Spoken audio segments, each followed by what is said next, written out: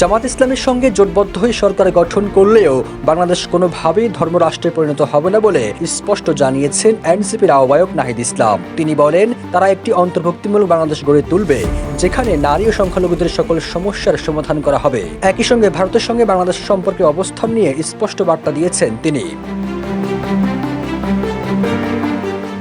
নাহিদ ইসলাম বলেন, জামাতের সঙ্গে এনসিপির বর্তমান সম্পর্কটি কেবল একটি নির্বাচনী সমঝোতা, কোনো আদর্শকে একীভূতকরণ নয়। এনসিপির অন্তর্ভুক্তিমূলক আদর্শের পরিপন্থী কোনো কাজ হলে এই সম্পর্ক ছিন্ন করতে তারা দ্বিধা করবেন না বলেও হুঁশিয়ারি দেন তিনি।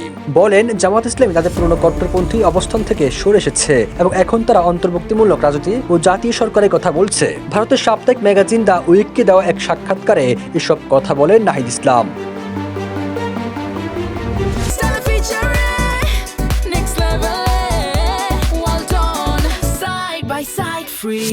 শুরুতে এনসিপি এককভাবে নির্বাচনের কথা ভাবলেও ওসমান হাদি হত্যার পর তারা সিদ্ধান্ত পরিবর্তন করতে বাধ্য হয়। নাহিদ ইসলাম মনে করেন, জুলাই গণঅভ্যুত্থানে নেতাদের পরিকল্পিতভাবে হত্যার লক্ষ্যবস্তু করা হচ্ছে এবং দেশি বিদেশি ষড়যন্ত্র চলছে। এমন অবস্থায় আদর্শকে একাকিত্বের চেয়ে বড় ঐক্যের গড়ে তোলাকে বেশি গুরুত্ব দিচ্ছেন বলে জানিয়েছেন নাহিদ ইসলাম। প্রতিবেশী ভারতের সঙ্গে সম্পর্কের বিষয়ে নাহিদ ইসলাম অত্যন্ত কঠোর বার্তা দিয়েছেন। তিনি সাফ জানিয়ে দিয়েছেন, ভারতের সঙ্গে বন্ধুত্ব বজায় রাখতে হলে ভারতকে তার পুরনো নীতি পরিবর্তন করতে হবে, বিশেষ করে সীমান্ত হত্যা ও অভ্যন্তরীণ রাজনৈতিক হস্তক্ষেপ বন্ধ করতে হবে। তিনি আরও ঘোষণা দেন, এনসিপির নির্বাচনী ইশতেহারে অন্যতম প্রধান দাবি হবে শেখ হাসিনাকে দেশে ফিরিয়ে আনা। তার মতে, ভারত যদি শেখ হাসিনাকে ফেরত না দেয় তবে দুটি দেশের মধ্যে সম্পর্ক বজায় রাখা কঠিন হয়ে পড়বে।